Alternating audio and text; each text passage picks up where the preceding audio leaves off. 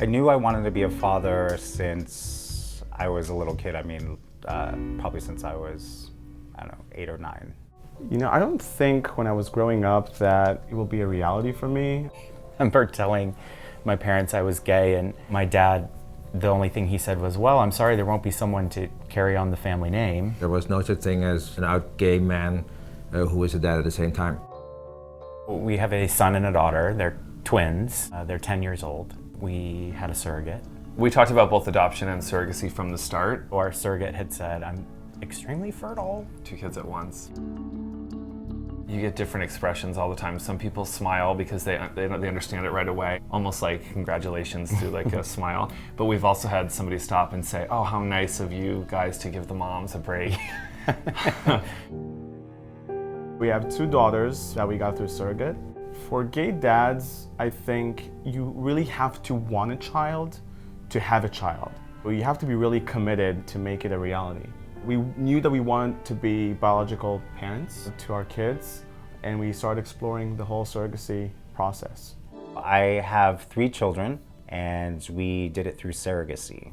And our surrogate came from Georgia because in New York City, surrogacy is still illegal. My son was my husband's biological child. Someone told me biology is not going to make a difference, and I wasn't sure. Probably a month in, I just had this moment with my son, and yeah, I just broke down and I cried. It hit me that I'm gonna take care of you for the rest of my life. It really didn't make any difference whether he was biologically mine or not. It ended up being a blessing in disguise because my husband actually passed away when my son was 8 months old, and we were 11 weeks pregnant with our twin girls.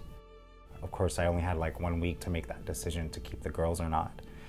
Because at 12 weeks you can't make that decision anymore. There was a couple reasons why I moved forward, and one of them was, you know, if something were to ever happen to me, I didn't want to leave my son Avery in this world by himself. As a result of Avery being my husband's biological son, he looks just like him, and I thought that would be hard at first, but it's pretty awesome to look at him every day and see his father. So we have 3 children. And Levi came to our family via adoption, and Sadie and Ella via surrogacy. We both thought we would try to be biological dads, but I'm HIV positive. And when I met Brian in 1993, he was working very hard not to die very soon. Fatherhood was a luxury that we didn't even think about. So it didn't really come to affect us until many years later when great changes had been made in drug regimens and people were with HIV were living long lives.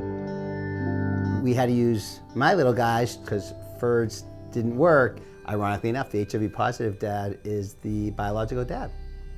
I can tell you for the first couple years I was a dad, I was like constantly pinching myself like, wow, this is crazy. The first time they said, I love you. First time they came and cuddled in bed with us. Those little moments are just amazing.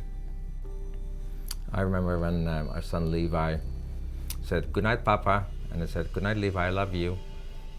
And he said, but I love you more. People think that in same-sex families, parents behave differently, but I don't think we behave differently, right? People are looking for the mother figure, right? So where's the mother figure? So who's the mommy? Or who does the mommy things? We're both the mom and the dad. Yeah, there's no definitive mom's roles and dad's roles. Right? It's a little bit more kind of just whatever comes naturally to each one of us. The one thing that we've always done with our kids is we're very honest and like right to the point with things. As they grow up, obviously the information and the details about the process, about where they came from may change, but you still make sure that you keep it open and honest.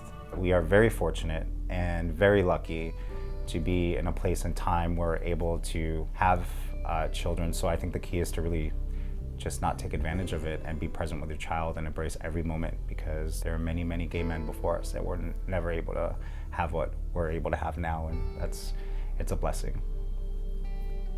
Father's Day for us is sort of like the Super Bowl, the Academy Awards, and Christmas all wrapped into one. Father's Day, I feel like we just make sure that it's a day that we all spend the day together as a family. At this age, it's more about them. and just spending time with them and letting them, like, if they want to go mini golf or skateboard in the park or whatever, we just sort of like, just being together for the whole day is, I think, what makes it special.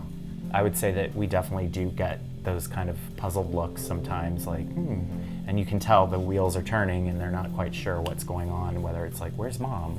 But I do also feel like we've seen progression there as well, so I think it may just be a little bit slower, but it's coming. It's just gonna take time. The amount of change that I've seen since I was a kid to now is incredible, and definitely. And the kids have lived through some of that history. Like, remember when we took them to?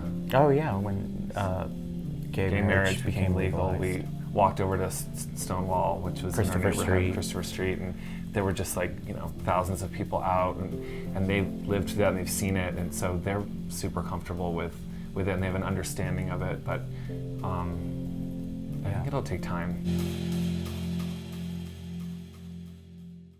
Hey, NBC News fans, thanks for checking out our YouTube channel. Subscribe by clicking on that button down here, and click on any of the videos over here to watch the latest interviews, show highlights, and digital exclusives.